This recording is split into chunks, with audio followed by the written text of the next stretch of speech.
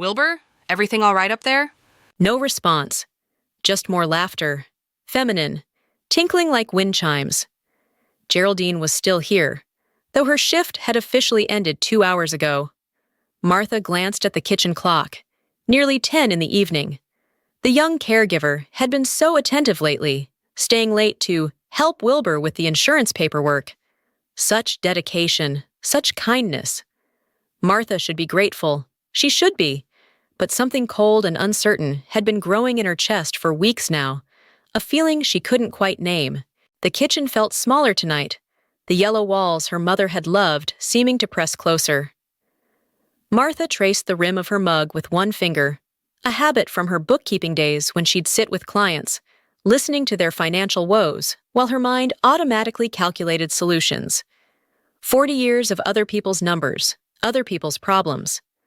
She'd been good at it, finding discrepancies others missed, catching the small lies that led to bigger ones. She pushed herself up from the table, her joints protesting with sharp reminders of her body's recent battles. The stairs seemed steeper these days, each step a small mountain to climb.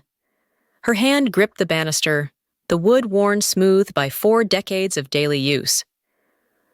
Halfway up, she heard Wilbur's voice, low and urgent, drifting through the thin walls of the old house. By December at the latest. The oncologist said 6 months, maybe less if she doesn't respond to the maintenance therapy. We need to be ready. Shh, not so loud. You know how sounds carry in this old house. She could hear us. She's probably asleep by now. The medications make her so tired. Besides, she trusts you completely. Martha froze, her hand gripping the banister until her knuckles went white. Her heart, already weakened from the chemotherapy, began to race. The blood rushed in her ears, a sound like distant ocean waves. She forced herself to continue climbing, each step now deliberate, avoiding the squeaky 3rd and 7th stairs she knew so well from 40 years of living in this house.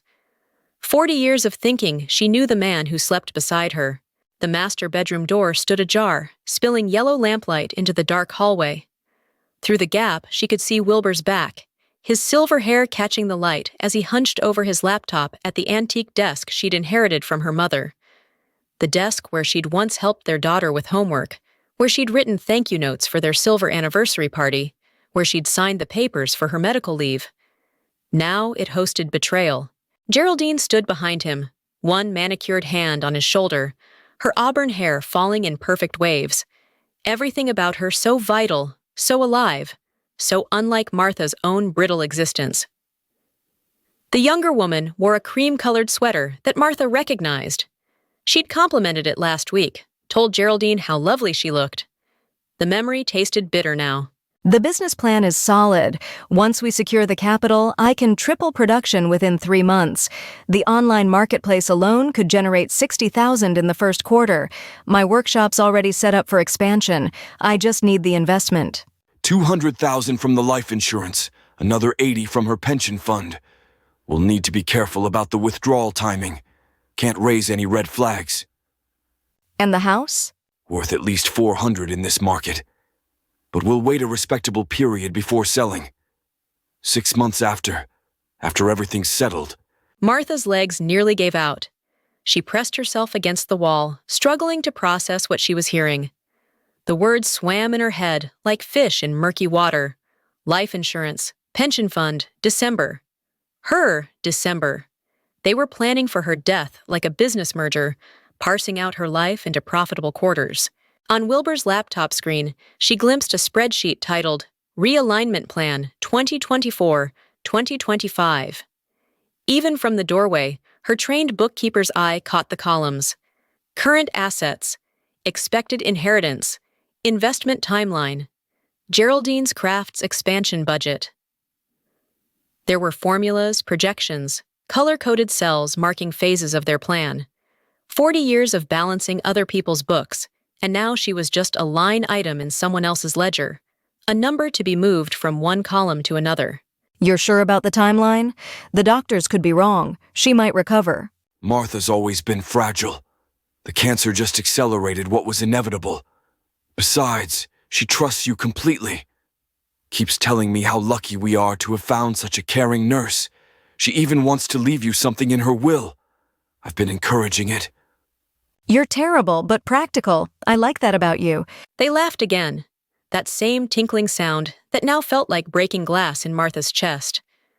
She watched as Geraldine leaned down, her lips close to Wilbur's ear, whispering something that made him close the laptop and turn in his chair. Martha backed away before she could see more, her stocking feet silent on the carpet. The hallway stretched before her like a tunnel, family photos lining the walls. Their wedding, their daughter's graduation, vacation smiles from healthier times. All lies now, every smile a mockery. She made it to the guest bathroom and closed the door quietly, gripping the sink as her stomach heaved. But nothing came up. The chemo had taken even that from her. In the mirror, she hardly recognized herself. The cancer had carved her down to essentials, sharp cheekbones, hollow eyes, skin like paper. But there, in those eyes, something new flickered. Not the dull acceptance of a dying woman, but something harder, older, more dangerous. The same look she'd had when she'd caught that embezzler all those years ago, when she'd traced his deceptions through a maze of falsified receipts and shell companies. Back in the kitchen, Martha sat in the darkness, her tea now completely cold. The rain had intensified, drumming against the windows like impatient fingers. She pulled out her phone and opened the note-taking app, her fingers surprisingly steady as she typed, October 15th, 10:47 p.m. Wilbur and G discussing my death benefits, spreadsheet evidence on laptop, investment plan for furniture business, house sale planned, timeline, December. She paused, then added, They think I'm weak, they're wrong. The grandfather clock chimed 11. Upstairs, she heard footsteps, Geraldine's heels clicking across the hardwood, heading for the guest bathroom. Wilbur's heavier tread moved toward their bedroom. Normal sounds of a normal evening, except nothing would ever be normal again. The very foundation of her life had cracked, revealing rot beneath. Not fragile, not anymore. She whispered the words into the darkness, tasting their power. Tomorrow, she would call Evelyn Brooks.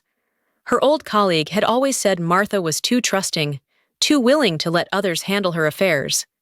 You're brilliant with numbers, Martha, Evelyn used to say, but too soft with people.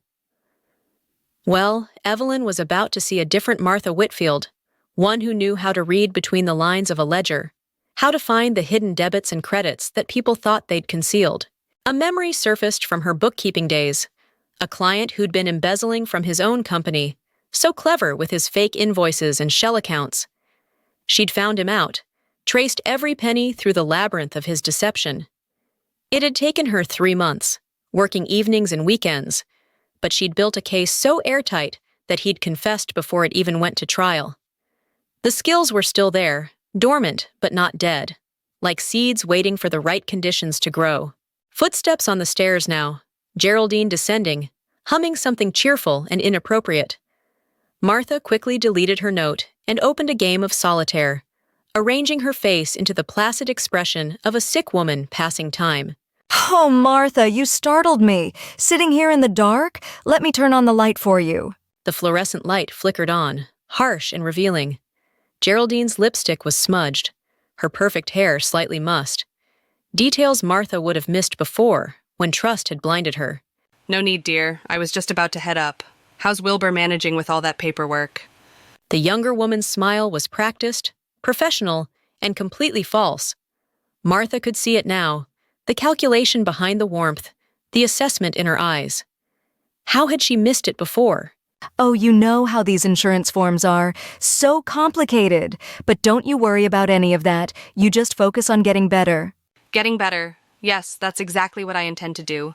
She stood up, noting how Geraldine's eyes tracked her movement, probably calculating how much longer this inconvenient obstacle to wealth would persist.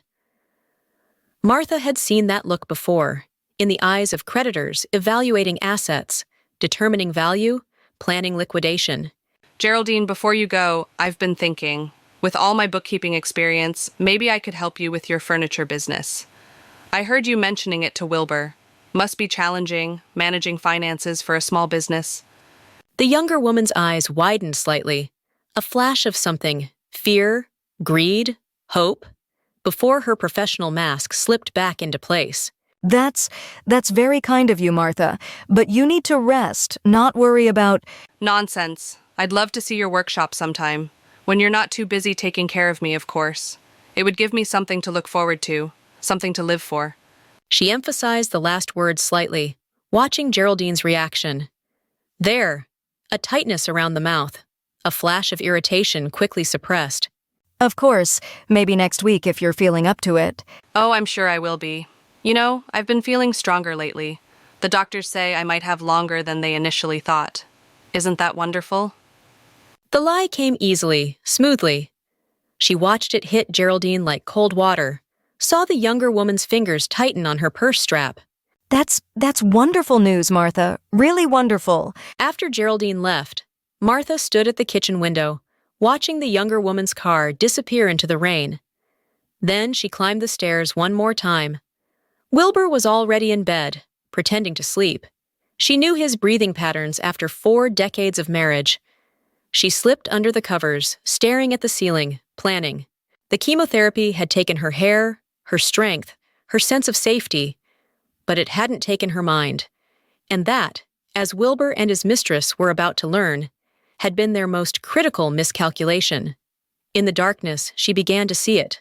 Not just revenge, but justice. Not just survival, but triumph.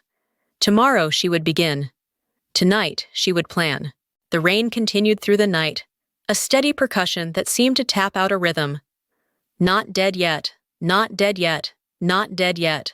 In the darkness, Martha smiled for the first time in months. It was not a pleasant smile. Martha, you look different. Not worse, just different. Like you've woken up from something. I have. Evelyn, I need your help. And before I tell you why, I need you to promise this stays between us, completely. Evelyn set down her coffee mug, her accountant's instincts clearly triggered by Martha's tone.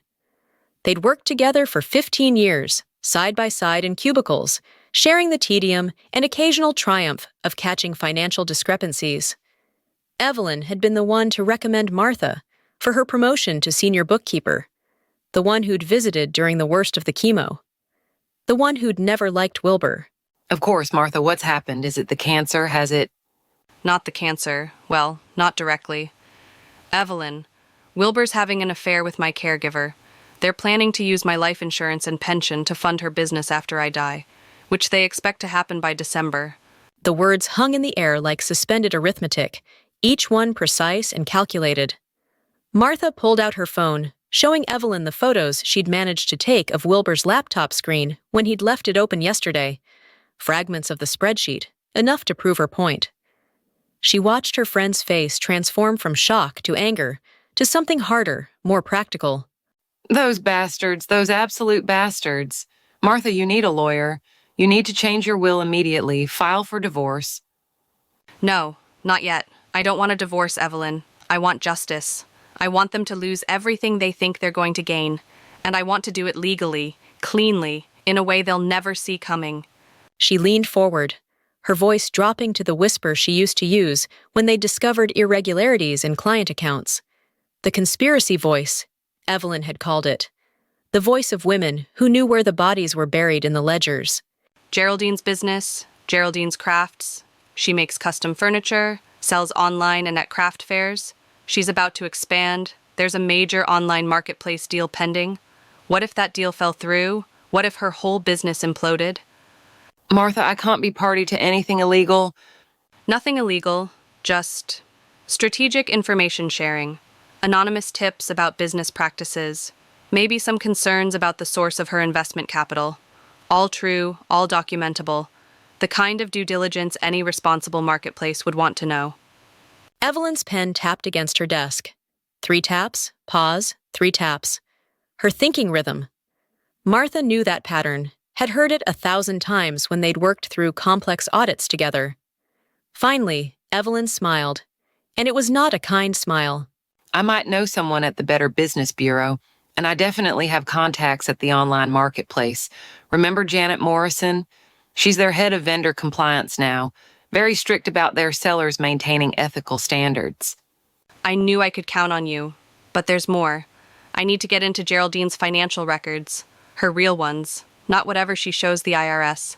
I need to know exactly how vulnerable she is. They spent the next 2 hours planning, their old partnership rekindled with new purpose. Evelyn pulled up business registries, tax records, public filings, all the breadcrumbs that businesses left in their wake. Geraldine Ann Prescott, doing business as Geraldine's Crafts, had been operating for 3 years. Modest income, aggressive expansion plans, several business loans already stretched thin. She's leveraged to the hilt. One bad quarter and she's underwater. Martha, this woman is desperate. No wonder she's after Wilbur's money, your money. Our money, which she's not going to get. The drive home took Martha past Geraldine's workshop on Industrial Park Road.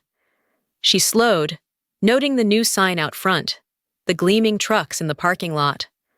All purchased on credit, no doubt, against future earnings that would never materialize. Not if Martha had anything to say about it. Back at the house, she found Wilbur in his study, the door cracked open. Old habits. He never could remember to close doors properly. She could hear him on the phone, his salesman's voice from his water department days, smooth and convincing. Absolutely certain the funds will be available. My wife's condition is deteriorating rapidly. The doctors give her weeks, maybe a month or two at most.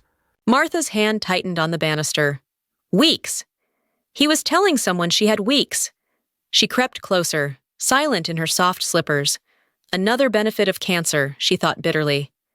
Everyone expected you to shuffle around in comfortable shoes. The pension alone is worth $80,000. Life insurance is $200. Plus the house. We own it outright. Conservative estimate, we're looking at $700,000 total liquidity within 6 months. We. He was saying we, linking himself to money that 40 years of her work had helped accumulate. Her pension from decades of managing other people's money while he'd coasted through his municipal job, counting down to retirement. Her life insurance that she'd insisted on despite his complaints about the premiums. Even the house. Yes, both names were on the deed, but her inheritance from her mother had paid the down payment. Wilbur, are you busy? She pushed open the door, watching him scramble to end the call. His face flushed, that telltale redness creeping up from his collar. The same flush she'd seen 30 years ago when she'd caught him lying about a golf weekend that was really a gambling trip to Atlantic City. Martha, I didn't hear you come in. How was your appointment? What appointment? Didn't you have a doctor's appointment today? The lie was so automatic, so smooth. He hadn't even bothered to keep track of her actual medical schedule. She let him see her confusion, the hurt. Let him think her medication was affecting her memory. Oh, maybe. I've been so foggy lately. Wilbur, I've been thinking about Geraldine. She's been so wonderful. I'd like to do something for her. His eyes lit up, actual excitement at the prospect of her subsidizing his mistress. The audacity of it took her breath away. That's very generous of you, dear. What did you have in mind? I thought maybe I could help with her business. Look at her books, give her some advice. With my experience, I might be able to help her get better terms on loans, maybe even introduce her to some potential investors. She watched him calculate, could practically see the dollar signs in his eyes. If Martha helped Geraldine now, while she was alive, it would look less suspicious later. Plus, Martha's professional reputation might open doors that Geraldine couldn't access on her own. That's a wonderful idea. I'm sure Geraldine would be grateful. She's coming by tomorrow for your afternoon care. You could mention it then. I will. Wilbur, I've been feeling better lately, stronger. The doctors say I might have more time than they initially thought. She watched his face carefully, saw the flicker of panic before he rearranged his features into false joy. That's wonderful news, darling. Just wonderful. That evening, Martha sat at the kitchen table with her laptop, something she hadn't touched in months. She logged into her old professional networks, her fingers remembering passwords she thought she'd forgotten.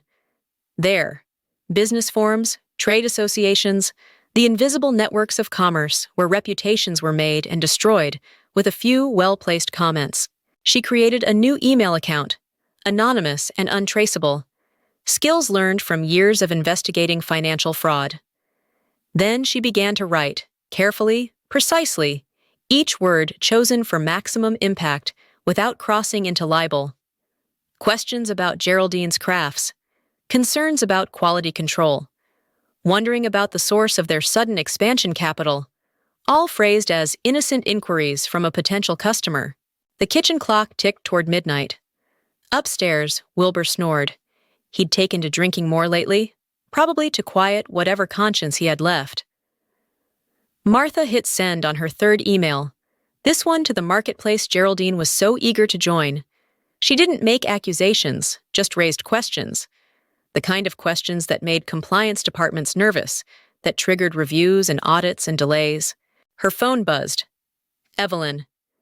Meeting scheduled with Janet tomorrow. She's very interested in what we discussed. Sleep well, warrior. Warrior. Martha liked that. She'd been a victim for so long. Of cancer, of betrayal, of other people's plans for her money and her life. But warriors fought back. Warriors used every weapon at their disposal. And Martha had something Wilbur and Geraldine had never suspected. 40 years of knowing exactly how money moved through the world. And more importantly, how to make it stop moving.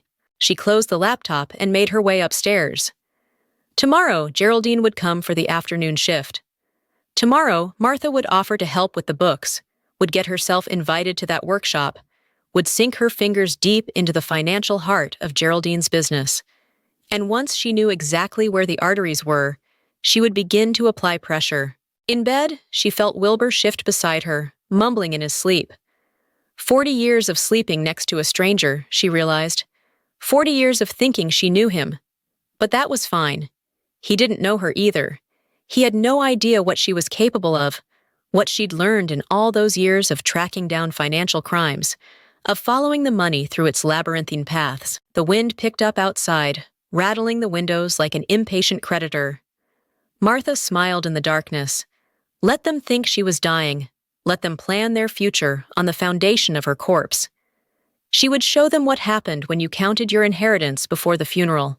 Tomorrow, the real work would begin. I started small, just refinishing pieces from estate sales. But with the right investment, I could have a real manufacturing operation. Custom orders from all over the country. It's wonderful, dear. You've built something really special here. May I see your books? I'd love to understand how you've managed all this on a caregiver's salary. Geraldine's smile flickered like a fluorescent bulb about to fail. She moved to her desk, a massive oak piece she'd probably made herself. Beautiful work, Martha had to admit, even if the craftsman was a snake. Oh, lots of small business loans, credit cards, the usual bootstrapping. It's been tight, but once the marketplace deal goes through... About that, I heard there might be some delays, something about additional verification requirements. The younger woman's face went pale. Martha kept her expression neutral, concerned, but not suspicious. Inside, she felt the satisfaction of watching the first domino wobble. Where did you hear that? I mean, how would you... Oh, I still have friends in the business world. They know I'm interested in your success. Is everything all right? Geraldine turned to her computer, fingers flying over the keyboard. Martha watched her check her email, saw the reflection of the screen in the window behind the desk. 3 new messages from the marketplace, all marked urgent. The younger woman's breathing quickened. I need to make some calls. Would you mind if we cut this short today? Of course not, dear, but first, let me help. What exactly are they asking for? It was almost too easy. Geraldine, panicked and desperate, handed over the laptop without thinking. The marketplace wanted documentation, proof of sustainable supply chains, verification of investment sources, 3 years of tax returns. All standard requests that any legitimate business could easily provide. Unless, of course, that business was built on maxed-out credit cards and promises of money from a dying woman's estate. This is quite thorough. When do they need this by? 72 hours, or they'll cancel the vendor agreement. Martha, I can't lose this deal. I've already spent... She caught herself, but Martha had heard enough. Already spent the money she didn't have yet, counting on future income to pay current debts. Classic over-leveraging. Martha had seen it destroy dozens of businesses during her career. Don't worry, we'll figure something out. Why don't you gather what documentation you have, and I'll see what I can do with my contacts. Back at home, Martha found Wilbur in the kitchen, his cell phone pressed to his ear. He ended the call quickly when he saw her, but not before she heard him say something about liquid assets and timeline adjustment. How was your visit with Geraldine? Enlightening. Her business is in trouble, Wilbur. The marketplace deal might fall through. His face went through a series of expressions: surprise, panic, calculation, before settling on false concern. That's terrible. She's worked so hard. Yes. She mentioned she might need an emergency investment. Around $50,000 to show the marketplace she has adequate operating capital. She watched him wrestle with the number, could practically see the gears turning. 50,000. He had it in his retirement account, she knew. He could access it, but the penalties would be severe. And without her life insurance as a guarantee. That's a lot of money. It is, but I've been thinking, Wilbur. If I don't have much time left, shouldn't we help people while we can? Make a difference? The irony was delicious, using his own lie against him, forcing him to choose between maintaining his fiction of her imminent death and protecting his money. She saw him swallow hard, Adam's apple bobbing in his thin neck. Maybe we could help somehow. I'll think about it. That evening, Evelyn called with an update. Her contact at the Better Business Bureau had received several complaints about Geraldine's crafts, quality issues, delayed deliveries, concerns about business practices. All anonymous, all unverifiable, but enough to trigger a review. The kind of review that would show up in any due diligence search. Janet at the marketplace is spooked. She's recommending they delay the vendor agreement pending a full audit. Could take months. Months Geraldine doesn't have. Exactly. Martha, are you sure about this? You're playing with fire. I'm already burned, Evelyn. Might as well use the flames. Later that night, Martha couldn't sleep.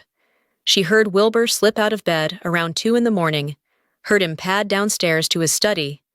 She followed, barefoot and silent, the cancer having at least given her the gift of weightlessness. Through the crack under the door, she could see light, hear his urgent whisper. Just need you to fix this. I don't care what it takes. If that marketplace deal falls through, we're screwed. I already told my broker I'd have funds by year end. His broker? Martha felt a chill that had nothing to do with the cold floor. What had Wilbur promised? What had he already committed based on her theoretical death? I need $50,000 minimum. The bank won't extend my credit line, and the other investors are getting cold feet. I can get 30 from my retirement. Maybe 40 if I liquidate some positions. That's not enough. What about Martha's accounts? Power of attorney? She hasn't signed anything yet. I've been working on it, but she's been more alert lately. More suspicious. Then we need to move faster. Increase her medications, maybe? Just enough to make her more compliant? Martha's hand flew to her mouth, stifling a gasp. They weren't just planning for her death anymore. They were discussing hastening it. Her legs trembled, and she had to grip the wall to stay upright. This had gone beyond financial fraud, into something darker, more dangerous. I can't. The doctors would notice. But maybe if she had a fall, something that required stronger pain management. Martha backed away, her heart pounding so hard she was sure they'd hear it. A fall. They were planning to hurt her, to make her more vulnerable, more dependent on medications that would cloud her judgment. She made it back to the bedroom, slipped under the covers, and forced her breathing to steady just as Wilbur returned. He stood in the doorway for a long moment, watching her. She kept her breathing deep and even, the sleep breathing she'd perfected during 40 years of marriage. Finally, he got into bed, the mattress dipping with his weight. She could smell the fear sweat on him, sour and sharp. In the morning, she called Evelyn from the grocery store parking lot, the one place she could be sure Wilbur wouldn't overhear. They're planning to hurt me, to make me have an accident. Martha, you need to go to the police now. With what proof? A conversation I overheard? They'd deny everything, and then they'd know I'm on to them. No, I need them to commit. I need them desperate enough to make a real mistake. This is insane. You're putting yourself in actual danger.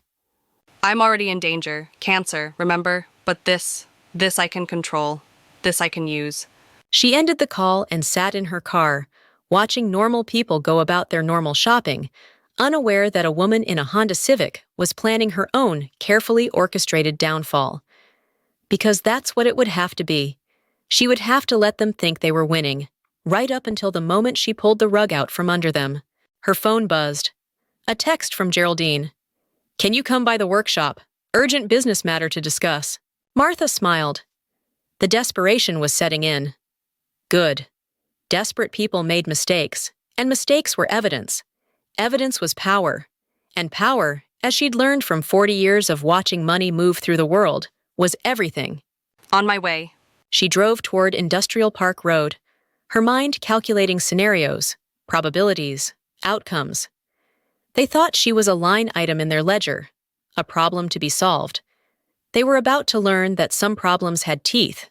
The workshop loomed ahead, and Martha could see both Wilbur's car and Geraldine's truck in the parking lot. A meeting then, a war council, perfect. She pulled out her phone, activated the recording app, and slipped it into her pocket. Whatever happened next, she would have proof. She was done being the victim in their story. It was time to show them who really knew how to balance the books. Hello? Anyone here? She pushed open the door, noting how they both jumped, how quickly Geraldine shoved papers into a drawer.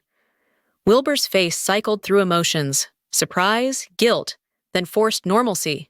Martha, what are you doing here? Geraldine texted me, said it was urgent. Is everything all right? She moved into the room, her bookkeeper's eye automatically cataloging the chaos.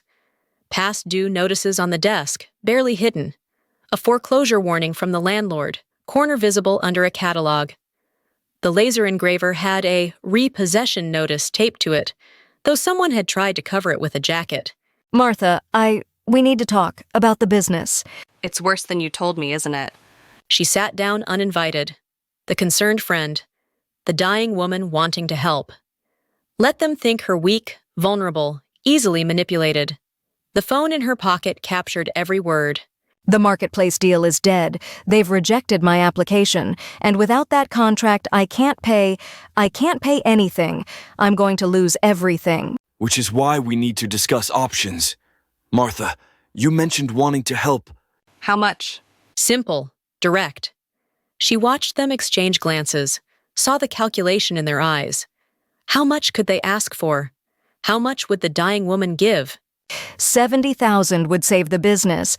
I could pay off the critical debts, keep the equipment, have enough runway to find new contracts.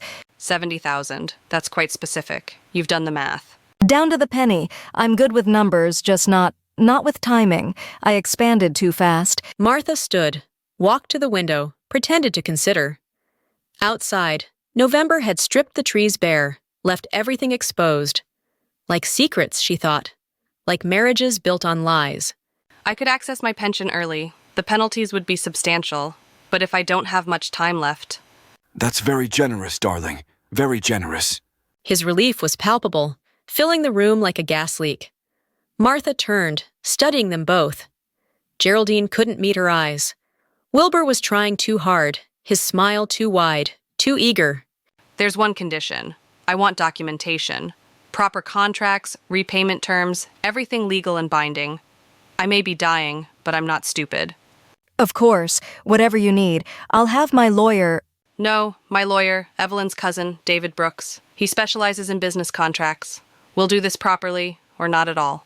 She saw the trap close in their eyes. Lawyers meant scrutiny. Contracts meant paper trails. But they were drowning, and she was offering a life preserver.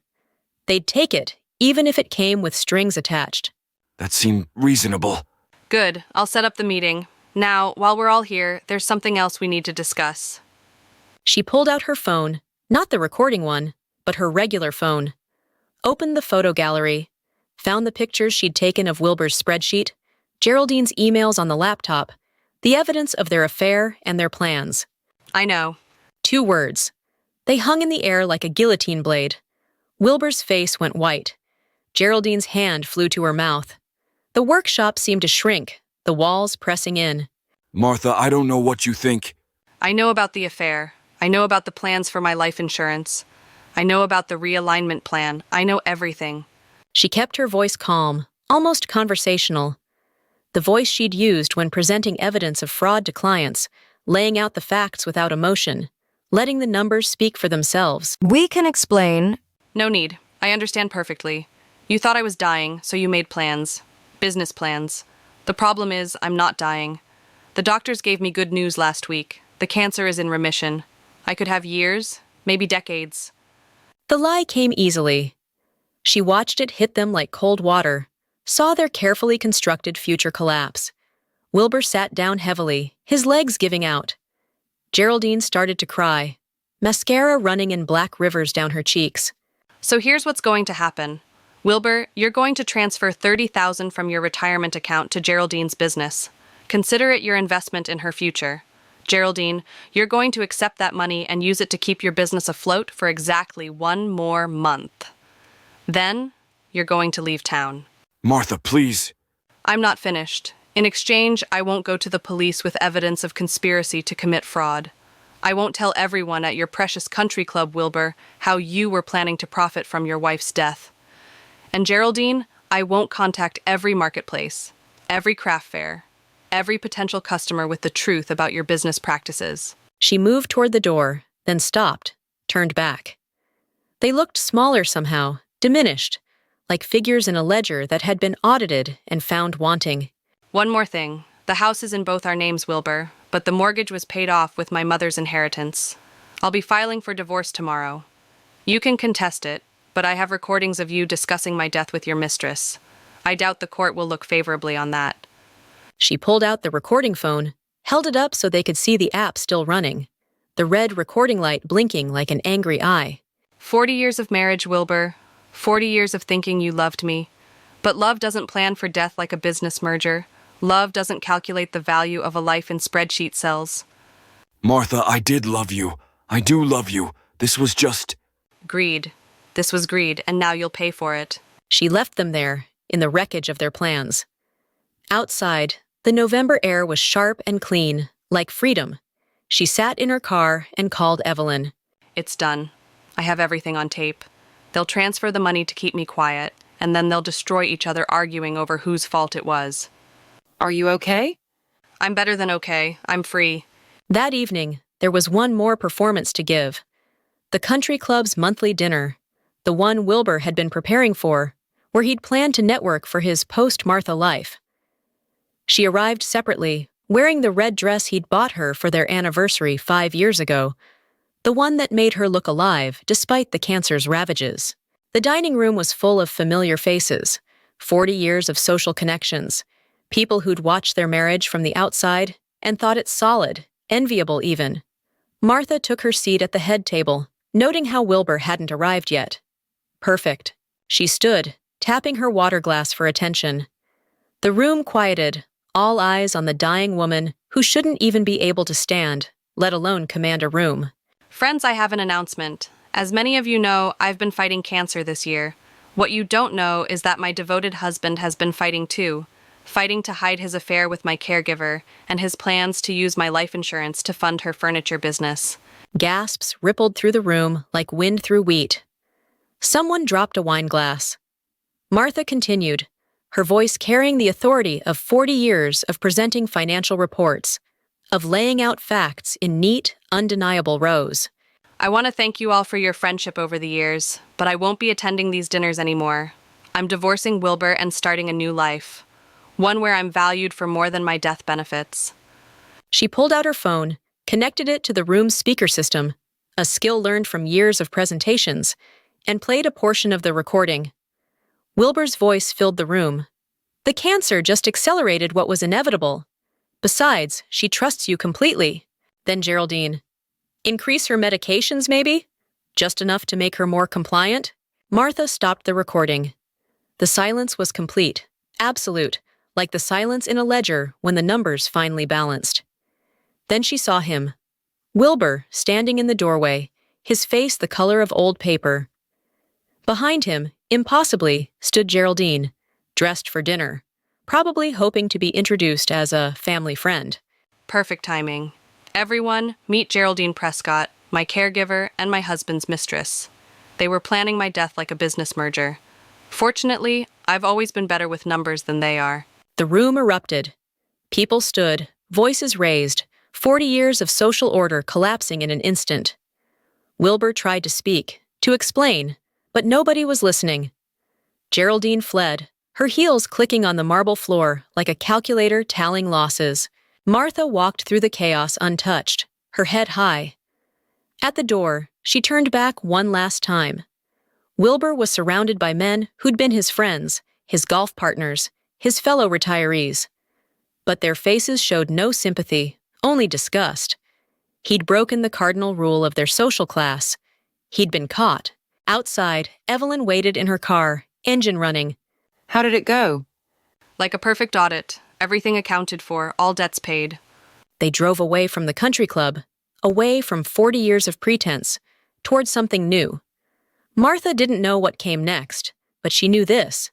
She was alive, she was free, and she'd balanced the books. In the end, that was all any good bookkeeper could ask for. Evelyn, did you see this? She held up her phone, showing a news article from the local business journal. Geraldine's crafts files for bankruptcy, owner flees state. The article was brief, clinical, just another small business failure in a long list. But Martha knew the story behind the numbers. The $30,000 Wilbur had given Geraldine hadn't been enough, could never have been enough to save a business built on lies and leverage to the breaking point. Poetic justice, she got exactly what she deserved. We all did in the end. The doorbell rang, unexpected. Martha opened it to find Wilbur standing there, looking older than his 65 years, his clothes wrinkled, his silver hair unkempt. The man who'd once strutted through the country club like he owned it now looked like he'd been audited by life and found bankrupt. May I come in, just for a moment? 5 minutes. He sat in what had been his chair, now just another piece of furniture to be donated. The living room felt different with boxes everywhere, 40 years of accumulated life sorted and ready for distribution. Geraldine took the money and ran. Didn't even try to save the business. She'd been planning to leave all along, apparently. Had another man in Phoenix, someone with real money. I know. You know, how could you? I'm a bookkeeper, Wilbur. I follow the money. She'd been transferring funds to Arizona for months. Small amounts, nothing you'd notice unless you were looking. But I was looking. He stared at her. This woman he'd shared a bed with for 40 years, but never really known. The silence stretched between them like a void in a balance sheet, impossible to reconcile. I loved you once. I want you to know that. Before it all got complicated, before the cancer, before... Before you decided I was worth more dead than alive. Yes, before that. He stood to leave, then turned back at the door. The cancer, is it really in remission? No. The word hung between them, simple and devastating. She saw him process it, saw the realization that she'd lied about her recovery, that she'd fought this battle knowing she might not have years, might not have decades. The doctors give me a year, maybe 2 with treatment. But I'll live those years on my own terms, not as a line item in someone else's spreadsheet. After he left, Martha continued packing, each item sorted into its proper category. Keep, donate, discard. The efficiency of it pleased her, the same satisfaction she'd once felt closing out a perfectly balanced fiscal year. Her phone rang. Dr. Harrison's office, confirming her appointment for next week. She almost didn't answer, then remembered. There was still living to do, still battles to fight, even if the war was ultimately unwinnable. 3 weeks later, Martha walked through her new apartment, small but bright, overlooking the harbor. She'd sold the house to a young family, watched them fall in love with the kitchen where she'd discovered betrayal, the stairs where she'd overheard conspiracy. They'd make new memories there, better ones hopefully. The doorbell rang, not the old familiar chime of Maple Street, but a new sound for a new life. Evelyn stood there with a bottle of wine and a box of documents. Ready to start that nonprofit? The financial literacy program for women? Especially women over 50. Women who might not realize their husbands are planning for their deaths, who might not know how to read the warning signs in a balance sheet. They spread the papers on her new dining table. Incorporation documents, tax exemption applications, a business plan that had nothing to do with death and everything to do with life. Martha's fingers moved over the numbers with the old familiar comfort, but now with purpose beyond mere survival. We'll call it Second Ledger, for women writing their second act. 6 months passed. The nonprofit grew faster than expected. Martha taught classes twice a week, showing women how to read financial statements, how to spot fraud, how to protect themselves. She became something of a local celebrity, the dying woman who'd exposed her husband's plot, who'd turned betrayal into triumph. But the cancer didn't care about her victories. It returned with vengeance, spreading to her bones, her liver. The classes continued even from her hospital bed, Evelyn live-streaming them to an audience that had grown beyond their small town. On a cold December morning, almost exactly a year after that night in the kitchen, Martha sat in her hospital room, looking at the final numbers. The nonprofit had helped 300 women, had uncovered 4 cases of financial abuse, had prevented who knows how many more. Her own accounts were in order, everything designated, distributed, accounted for. Martha, we need to discuss next steps. The treatment options. No more treatment. I've balanced my books, doctor. I know what I'm worth now, and it's not measured in months or dollars.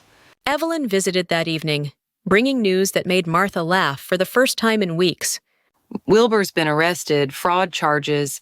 Turns out he'd been skimming from his pension fund at the water department for years. Without you managing the household finances, he got sloppy, left a trail. The universe keeps its own ledger, doesn't it? That night, alone in her room, Martha opened her laptop one last time. She'd been writing something, a final accounting of sorts. Not numbers this time, but words. A message for the women who would come after, who would face their own betrayals, their own battles. To anyone reading this, I was a bookkeeper for 40 years. I thought my job was to balance other people's books, to make their numbers add up. But I learned, almost too late, that the most important ledger is your own. Don't let anyone else decide your worth. Don't let anyone treat you like an asset to be liquidated. You are not a line item. You are not a calculation. You are the one who holds the pen. She closed the laptop, settled back into her pillow. Outside, snow began to fall, covering the harbor in white, like a fresh spreadsheet, ready for new entries. Martha smiled, thinking of all the women who would sit in her classes, who would learn to read the numbers, who would never be caught off guard the way she had been. The machines beeped steadily, keeping their own count. But Martha wasn't listening to them anymore. She was thinking about balance, not the kind in ledgers, but the kind in life. She'd been betrayed, yes. She'd been dying all along, yes. But she'd also won. She'd taken back control, had written her own ending, had closed the books on her own terms. 2 days later, on December 17th, not quite the date Wilbur had predicted, but close enough, Martha Louise Whitfield passed away.